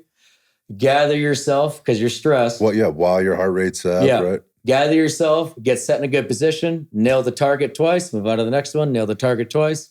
Then he says, move. And then you move on to the next one. We'll have 3 or 4 stations like that. And then we'll usually have the guys do 2 or 3 rotations. So it's not on a, did you get it done in 60 seconds type thing? Or we're not even comparing everybody's time. We're just taking notes on your execution. So, okay, Scott came up to the barrier. I told him to gauge these targets. He did the proper kneeling technique that we taught him for this height of a barrier. He nailed his targets, 10 out of 10. I don't care if it took you forever. I mean, okay, maybe if you're there for too long, it's like, all right, bro, come on. You're holding up the line. Yeah. And then one thing we also do is we want 2 hits. So that puts a little bit of pressure on the person. If they're missing and the next guy's running up, move on. You fucked up. Then that's a ding on your score. Sure. You know what I mean? Yeah, I mean, you're holding people accountable. So there is a slight time component, but it's not that stressful. Gotcha. But yeah, we'll have them do 2 to 3 rotations. They're breathing, but then they get the time resting in line. So I would say it's about a 1 to 2 work to rest ratio. Maybe even 1 to 3, honestly. Do 3 rotations of that. powwow, how'd it go, blah, blah, blah. Okay, yeah, I saw, like, why don't you work on this? We kind of like work out some minor details that they were missing, that they might have been forgetting because of the physical stress. Yeah. And then I wish you could have seen it. You'll see it next time. We have so much land out there. We already have just barriers all over the place. We'll be like, all right, you guys go ahead, stand by. We'll go to a different barrier next time. Go. They go to my boy Braden. Braden tells them, hey, this time he's on a window. They're shooting. They get to me. This time it's on one of those tank traps. It's just completely variable. Fun. I mean, this is stuff that people see out there in the, in the world all the time, the different barriers, the different things that people can shoot around and ranges they can shoot on and people moving and doing different things. I think what I'm taking away from this is like the nuance pieces. Like you just said 1-2 to 1-3, work to rest ratios. Yes. I don't think a lot of coaches think that way. Yeah. It's more you gotta get your hits. Things tend to be sped up, right? That's when the stress level goes up, people turn, they tend to want to speed things up. And I'm talking about the coaches. Oh, yeah. Right? It's like there's this excitement or adrenaline factor that kicks in and it's go faster when things need to be slowed down. And there are parts where you can speed it up because it's very controlled. If you're running, right? Like obviously you don't want to be running beyond your ability where you're going to fall down on your face. But if you do that, then, well, now you know. You ran beyond your ability. You should slow it down next time. The point of this is there are parts that you can speed up and parts that you can slow down. And with the quality over quantity piece, having enough people there to monitor and coaching people through each stage, it allows you to do that. But to your point, that's not how a lot of instructors are working. Like they're often working solo, or they have like kind of one person on the team working with them. So it's like, we have to get through this drill so that I can get on to the next drill. So circling all the way back to the beginning, that was not a concern today. Like there was a plan when we got on the range, and there was flexibility in the plan. Again, we ran into a couple of things. So we had to manage things a little bit differently. But the drills that we did, there were basically 2 very specific drills. And we worked on those for 2 hours. Yeah. And it felt like 30 minutes. Like, I mean, it went so fast. That was a great session. It was a really great session. Yeah. We were really moving through there, but we got tons of things done in a very controlled amount of time. And there was a lot of quality that went into that. I learned a lot about, I'm shooting for you. I know you guys can probably hear Cody, the huge Labrador in the background. My if you guys lady's probably home and he goes, sorry about that. Yeah, he's really excited. But the quality over quantity piece and the time we were able to take for feedback, and I was working on a new platform today. I had not used it. I put maybe 75 rounds through it yesterday and came in today. Hats off to Aaron down at Cobalt for setting me up with a new upper. I had to kind of work through a few things, right? And we still had plenty of time to work on the basics, and we moved a little bit. We had fun, and I was challenged in that amount of time in 2 basic, when I say basic, just they were challenging, but it wasn't anything super fancy, right? Yeah. And there was all we really worked was presenting the rifle and doing this properly with a solid grip, and presenting the pistol, doing this properly with a good posture. It's the same thing. That's it. It's the same stuff that most people need to be working on. Again, so going back to the social media thing, and what I see you guys doing so well is you guys aren't trying to do anything else but that. Right? There's showing, here's all the things we're capable of, but when we're talking and, you're talking about breaking away for this little discussion on, hey, I was trying this and this is what I learned. You might turn that into like, hey, just a reminder, like this is what we teach people in terms of presentation, grip, trigger press, those kind of things. Most people need to be working that stuff more. Yes. I'm proof positive of that today. Like, I train probably on average once per month now, out like live fire out on the range. I could always be doing more dry fire, but everything that we did, again, as I'll just use the word again, as basic as it was very challenging for me. It challenged me in a really good way. So if we add the fitness component to it, like I would like to think I'm above average at that stuff, but I can tell you, like, I would have been that much more challenged in those 2 things. So as instructors go, they go out there and they have all of these things that they want to cover on a particular day and a particular lesson plan. I find that oftentimes the best classes I go to are the ones where like kind of less is more. Like we get into the shooting quickly, right? There's not a ton of talking. we talk about the things we need to talk about. We get to the shooting. The coaching is happening from the line. It's not necessarily. Yes. Sometimes, again, you need to present the framework for the day. Here's what we're going to do. Here's how you're going to get the most out of this. And then once we're there, you prep me for all the things we're going to do. Now let's go shoot. Yeah. Right? And then we go practice those skills. But again, the fitness component being, if we had brought that into that today, I would have been really challenged. Yeah. Oh, yeah, for sure. I think it just comes down to every single drill that we do, whether it's the standard. We didn't get to do the roundup today, but I'll have to send that to you. You could try it on your own. It's awesome. Won't be the same if you're not there pushing me on the other end, man. Well, you got to do it with your other homies. You were inside my head today, that's for sure. Yeah. But when you're doing all these things and you add that fitness component in, all the drills we do always focus on the fundamentals and very, very deliberate execution of every projectile you send down range. So we might add in a build drill or so, but if we add in a build drill, we're like, you better not miss, because the last thing we want to be doing is training people to shoot outside their means. We want to push them to get better. And as we did today. That means you're going to go outside your just ability. A little bit, right? But, our role, like, I'm a civilian, you're a civilian, we're mostly training civilians, and even the LA guys that I work with, you shouldn't be missing. Like, if you're missing, now you're sending a projectile out into the world that's going to damage somebody else's property or somebody else, and now you're going to be the felon. Right. And that's not going to work out well. So for self-defense or legal purposes, we always train full focus and deliberate decision-making process with every projectile, which is why those drills we did today focus on that, whether they were the standard or that movement drill. And again, if you're pushing hard, you're going to miss in training, right? If you're pushing hard. But the whole point of that is so that when you are stressed in maybe a real life situation, whatever your line of work is, or whatever you're doing as a civilian for that matter, that the marksmanship isn't compromised when that stress You hits. have the ability to focus and put the round where you need to. Like I saw, for instance, today we were doing that drill with the rifle and pistol. The first one, we both did decent.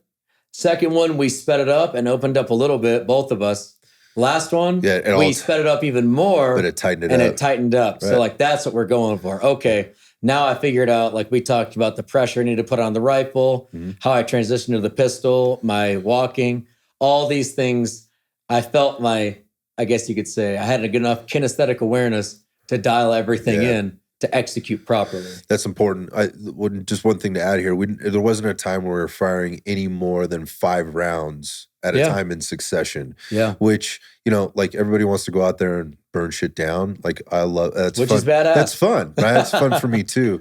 But if you can't get 5 rounds on target, right? Yeah. Like what's the point of hitting, doing drills where you're shooting, 20 rounds in a drill, but you're only getting 5 rounds on target. Like moving from barricade to barricade or target transition to target transition, or okay, you're hitting steel, but where are you actually hitting the steel?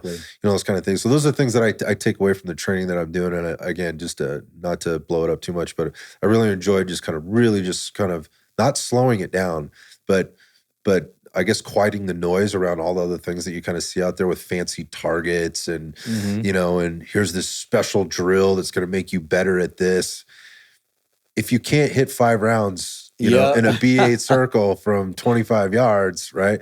Then why are you transitioning, to other targets, with this many rounds on this at this particular time and footwork and all that stuff? Like dial it back. It was like I said, it was refreshing. It was a good time. Moving away from that, getting into what the company's doing. What's the future for Tactical Cowboy, man? I mean, you guys have done a lot of growing in a very short amount of time. When I look at it, it feels like it's been maybe like a year, 18 months. I think it's been 18 months since we started getting really avid on social media. Yeah. Okay. But yeah, I've been doing it for about 2 to 3 years or so. And I think what we're going to be doing in the next 3 to 4 years is exactly what we are doing, which is CQB, medical, marksmanship stuff, and the tactics, like the tactical retreat and all that, but really perfecting those. Like every single time we do a class, I think my guys do a really good job, but we're always getting better.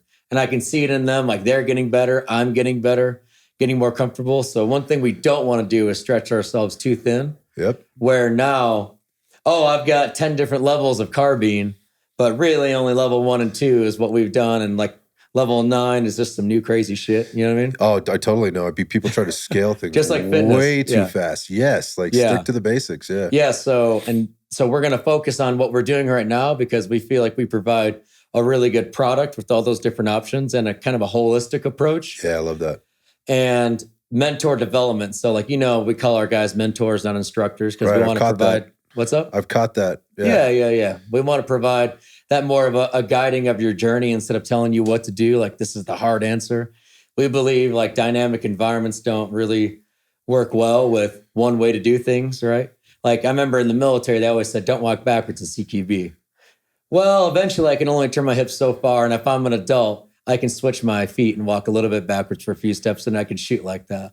Like, let's just be real. Yeah, totally. Yeah. So that's like just an example of that. But how we're going to progress is mentor development. So like I've been sending my guys to different training, also having my guys participate in the classes, and I'm going to other training as well. But for instance, I just sent Nick, our emergency medical expert, to Fieldcraft Survival's Gunfighter Pistol Level 1 in Las Vegas. Okay. And he had an awesome time. He learned a lot. Now he can bring those skills back to our team and teach us what he learned from them. We could do some of the drills, figure out what we like, figure out what, like, oh yeah, we already kind of do that, no big deal, and all that kind of thing. So I think our move is in the next few years, keep doing what we're doing because it's going really, really well. Mm-hmm. Maybe some traveling here or there, and keep developing our team to where our team's constantly getting better and more qualified. Yeah, it's interesting. I think there's a couple of ways to scale a business, and I love the way you're doing it. It sounds familiar to me, and that is building a really quality team and making it very, I guess you're making it team member centric, but that comes through making it very client centric and wanting to mentor your clients. So in order to mentor your clients, well, you have to have really good mentors to do that. In order for them to be really good mentors, they're going to have to go out and they're going to have to be challenging themselves and not worrying about the curriculum and all the things you need to expand to make more money and all the new classes that you have to sell. Because if you keep getting better and you keep providing or creating that value will be provided, and you get the repeat customer and people start coming back, and it ends up providing opportunities to expand, to give people what they need and they want as things evolve. So I love what you're saying. Like, we're good. You're not saying, well, I'm going to have 20 instructors and we're going to be teaching 15 classes a week, and they're going to be constructed this way. You're letting it evolve in the way that it needs to evolve based on how the team evolves and how you see the needs of your clients evolve. And that's what I picked up in this conversation and outside of here too, which I think is really smart. And I think there's a lot of really great shooters out there that want to become instructors and do, because there's a very low barrier of entry to do this. You can say, I'm an instructor, right? Just like personal training. I mean, it's basically what I did. Yeah, right? I mean, that's what I did as a trainer first. And then it's like, somebody's like, hey, you should probably get a certification to at least legitimize yourself a little bit. I was like, okay, how do I do that? So I went and did that, and then that turned into a whole other thing. But the point of that is like anybody can do it. And people are really good at making money, right? Or figuring out ways to make money and hustle a little bit more to make a few more bucks or whatever the case is. But the reality of it is that the long-term play, it gets very short-lived if you're not thinking sort of from a philosophical perspective on how do we do this longer term. And you see that with a lot of big companies that have gone out there and scaled to a place where they can't control it anymore. Exactly. And people don't feel like they're a part of it anymore. They feel like that starts with the instructors feeling like they're more part of a machine, and maybe they want to kind of do their own thing and do it in their own way, but they're feeling limited or not feeling connected to what it is they're teaching and who it is they're teaching for or with. And then on the client side of things, it's like, look, man, this is kind of weird. Like, I'm hearing this guy teach this and he's saying it's one way, but I'm hearing this other guy from the same company teach this, and man, he's just way better. And that's just a perception. Maybe he's not that much better, but the way he's saying it becomes better, is better for that person that's receiving that information. And the point of that is like, there's these questions get asked, like, why is this different? Like, why are these guys teaching different things? Maybe not fundamentally, it isn't different, but it is. Yeah. It comes across differently. And so when you get caught in this, like, it's almost like a dogma of this. There's this way. This is how we do it. This is what the curriculum needs to look like every single time, without leaving room for flexibility and the skill sets of your instructors to shine through in that and go, hey, I think we can make this better in this way, and this is how. And you can do that because you're not teaching 30 classes a week. Exactly. You guys Quality get together. over quantity. Going back to the philosophy or the mantra, that you guys are laying down there, I think is again why I was intrigued to come here and talk to you. Yeah. Because there's a lot of great instructors out there. I've trained with a ton of them, and they're really great. I see a lot of people doing cool things within the business, but this one, again, even when I'm listening to you talk, it's so consistent. And it's funny, I was talking to Cece on the way over. I would have never guessed you were from Illinois. I would have guessed you were from Texas. Did you ever get that? Yeah, actually I do. Yeah. So for me, like I have some really good buddies from Texas, and it's a little slower drawl. And my good buddy, he'll never listen to this, Steve Stonehouse. He's in the fitness world. For those guys that know Steve, he makes fun of himself, and just calls it. I was like, I know, because I worked in New York for like 4 years, and like people would look at me like I was an alien because of how I delivered the information. And it was for Steve, it was very consistent. It's just a little bit slower delivery, full of like richness and like this detail. So when I hear you talking, like when you told me from Illinois, like, this guy's not from Illinois. He's from Texas, because that's Steve to me. And Steve's one of the greatest coaches I've ever met. And it's just like this. Let's just take everything down a notch here. Let's not get overexcited about anything. There's passion there, right? And there's a vigor there to the training, but it's not like flashy. And I love that. And because you got to have that baseline to get flashy. That's what I mean. If you don't have that baseline, you try to go flashy. It ain't gonna look good. It turns out bad, right? And I appreciate, like, even today, how you were holding yourself accountable as an instructor out there on the range versus like, oh man, I sent that one high, on that drill. Like, and this is why I think I did that, which was valuable for me to hear, not like, I fucked that up. Okay, what constantly assessing. What happened there, right? Like, how did that happen? And again, I think that's fresh, refreshing for me to hear. Is like, okay, so why did that happen to you? Oh, I just fucked it up. Yeah, but what do you mean you just fucked it up? Like, you should, so like me and the other mentors, we get together and train all the time, and we hold ourselves, like we're always competing. So it's kind of like today, but maybe even a little more. And they're always gunning for me, which really helps me progress, right? Because these guys are always trying to beat me. And I know they are. They might not say it. You are, though. So, and sometimes they do, which is great. But I'm always like, I got to be dead on. Like, oh, man, we're going to the range. And when we go to the range, we go down there to Kinesiology if we all link up. And it's like 4 or 5 hour day. Like, we're not just going to the range for an hour, That's your day. That's your training day. And we'll go down there and train, and we're constantly pushing each other. And we're always like kind of testing each other, like what happened there? And I've always noticed, maybe it's because I do it, but all of my guys, like, you should be able to know, oh, that round went into the D zone on the right. When did it happen? Oh, well, that was on the movement piece that we did. Like, you should know. If you don't, if you're not like calling those shots like we talked about earlier, I don't think you're putting enough focus on every projectile, You're probably just, like you talked about, sending rounds down range instead of trying to get proper training out of it. Yeah, I think that you pause to ask, okay, so what happened there? Where was that? And which part of that, and which sequence was that got away? What happened there? And it wasn't an assumption that, oh, you're squeezing too hard, or you got to tighten your grip with your support hand, or, there's a lot of assumptions that get made. And going back to the one instructor for 25 students or 30 students or whatever, that's never happening. And again, you're calling people out. I think at the end of the day, like, if you're doing that with one another, like as coaches or whatever, and again, I think there's something to be said for that. Coaches out there might be saying they're doing that, but let's do a reality check here. Are you really doing that, for yourself, and are you really doing that for your fellow instructors or whatever? Because if you're teaching all on your own and you're a one-man operation, then you're not. And if you're not going to classes and you're not taking from instructors who are better shooters than you, right, and who are holding you accountable to that stuff, then you're really not.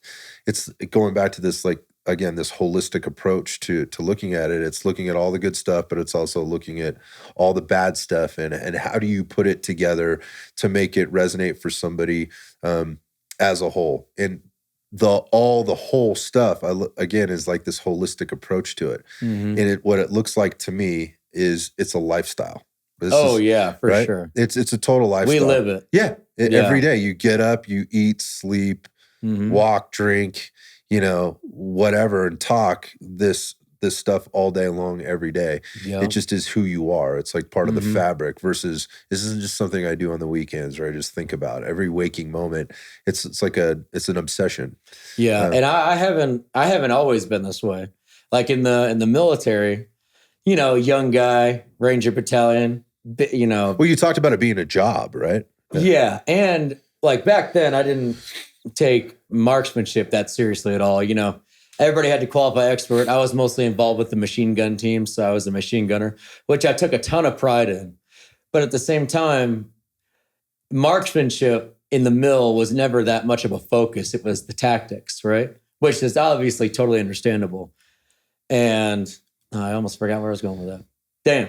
What were we talking about? No, we were just talking about like the lifestyle piece. Yes, this is like you eat, sleep, breathe it. Exactly. That's funny. So anyways, in the mill, it was almost like required of me.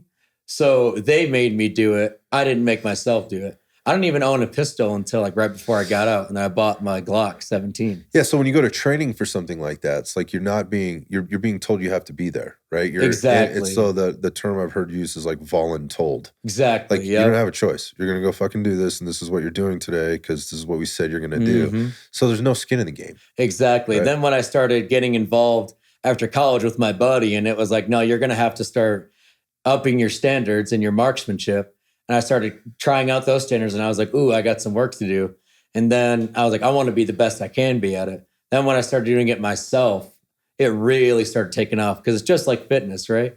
Somebody's making you do fitness, you'll do it, but you're not fully invested in the nutrition and the recovery and everything. And then when you start doing it yourself, you take it upon yourself, it's like you shoot to the moon. Now you're owning it. Right? Exactly. Yeah, and you're complete control, and there's an empowerment process that happens there, and it's not about ego anymore. There's a little bit of that if you're out there shooting with your buddies or whatever. And For sure. But it's not a priority, and it doesn't get in the way, and it doesn't cloud the learning process and the growth process. When you're like I say, me and the other mentors, we go out and train, and we're always trying to beat each other. I feel like it should almost be that way for men. All the time, right? It's a very natural thing. Exactly. Like it's deep in the DNA. Oh yeah. There's and they're trying to weed it out. It's crusty right now. Like there's like this crusty stuff over it in a lot of our culture right now. Just in society, like that's not okay. Like people are saying it isn't okay, or that it's toxic to be that way or whatever else. But it is really deep rooted. It's there. Like it's I mean, it's prehistoric. Like I mean, it's in there, just like a lot of other things. And so, competition is good, and feeling like a need and a want and a drive to compete is very natural. If you're not feeling that, I got questions, man. Like I got some serious questions. Like, are you okay? Yeah, well, I think there's a lot of men that aren't feeling that nowadays because they're in those environments, maybe like we talked about in the tech world. Yeah, totally. Where that's not required of them. And I'm sure it has to be at some point because you'd have to go up the ladder somehow. But it's like a keep your friends close and your enemies closer kind of thing is what I've noticed. Like there's always somebody there that can take my job or, and it's not, here's the other thing. A lot of times it has nothing to do with, it has more to do with compliance. Yeah. Right? Not performance is what I guess what I was looking for. It's not about performance. It's like, did you dot the I? Did you cross the T? Are you kissing the right ass, in the office? Did you, are you playing the politics? I want to go back to you talked about tech being conservative here. It's very interesting. Well, I don't know if tech is conservative in Utah. All the people I know from tech. Exactly. So that's interesting. So I think there are a lot of people maybe in the Silicon Valley that would be, when I say conservative, there's different ways to look at this. So you start talking about politics and whatever else. I just think people might be more apt to going out and because they're gun curious at some level and they want to go shoot. But the consequences of that in their social and work environments of people knowing that they're doing that or being involved in that kind of community can wreak havoc on their social status, right? Which could wreak havoc on their professional careers and their family. On their family. So yeah, I agree with you. And this goes back to the competitive piece, right? Like, well, I don't want to be too competitive because I don't want to come off like an asshole because maybe I'll get fired for, being like a dick. Like because it's not okay to be, to want to be number one, man. You're just being an ass. So that's what they tell you. That's what they tell you. So It's I think it's being fed to them, or they're riding a certain line, or because they're working under some umbrella, they feel a restriction to being able to exercise that need to compete at some level, or get involved in things that happen to involve, bullets flying. Yeah. But that's also why we added the grading system, because then the top shot always gets a prize. And some events, if it's a higher dollar event, it requires you to be a more squared away shooter. It might be a really awesome prize. Some events might be a t-shirt and a patch, which people are still super pumped about. But I think it's nice showing, okay, you are the top shot. You perform the best. And we announce everybody, we start at the top. We start at the bottom. And then we say, if you don't score 80% or above in our grading criteria, you didn't make it. So there might be one or two people that didn't. It's public accountability. Exactly. And nobody's ever been offended by it or anything. But, everybody. Hopefully they walk away with a little feeling in their gut going, I don't want to be that next time. Exactly. And we did have that. And then we go up, and then, the better and better, the higher the scores get, and the top shot gets a prize. And then everybody's like, nice job, man. Right. Yep. Yeah. You just got to be graded somehow in life, because if you're not, what's holding you accountable? Yeah, no, people do coins, they do different things out there. I think it's all very valuable. I just, again, there's ways to challenge people. You're doing a little bit differently as a group. And again, I love the holistic approach. You're not trying to just do one thing or coach to one person. You're providing these experiences to people in ways that they wouldn't typically get them, or I think are atypical in the way that you're presenting them. Let me just put it that way. You're not trying to pile too many things on or ride outside the lane too far, which is it's just cool to watch. And that's again why I was intrigued to come talk to you and just kind of find out a little bit more and see and actually work with you out there on the range today. Everything I thought I was going to get, I got, and more. Nice. It was a fun time. It was also an educational time, and you gave me some stuff to walk away and work with, and that's why I want to train with people, so that I can get better. So, I mean, you're Utah, located. We talked. You did say you were talking about doing maybe some traveling in the future and getting ready, maybe spreading the wings and spreading the Tactical Cowboy seed, other areas. I mean, is there anything on the list that people can look out for, or how do they find out how to get a little bit more Tactical Cowboy in their life? Yeah, so right now, this year, we're doing courses in Colorado, which is rifle, shoot, maneuver, and the medical level 1. And that's going to be in Colorado Springs in April. And then in June, we're doing a 2-day event, which is our static and mobile carbine mechanics the first day, and then rifle, shoot, maneuver the second day.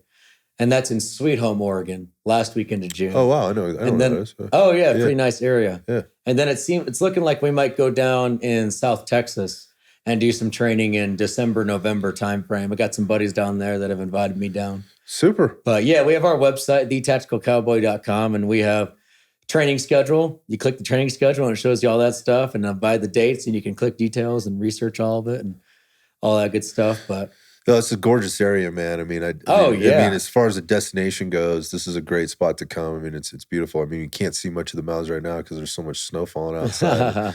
It's so thick, but I did get a shot at it last summer and got to see. It's gorgeous up here. I highly encourage anybody that's in the area to look you up. I know you guys you guys are fairly active on Instagram. Really stepped up the media game in the just sort of recently started to see a lot more stuff come up. What's the handle on Instagram? So for Instagram and YouTube and Facebook, it should all be at Tactical Cowboy 01. 01 is on the end. That's because there's already Tactical Cowboy. I'm not surprised by that. Yeah, Son of a bee. I'm not surprised. Are you kidding me? Yeah, I'm not surprised by that. All right, so you heard it at Tactical Cowboy 01. Yes, at Tactical Cowboy 01. Thanks, Devin. Appreciate you, dude. Yeah, dude, no problem. Super, super fun time today. Yeah, likewise. All right. Take it easy, brother. You too.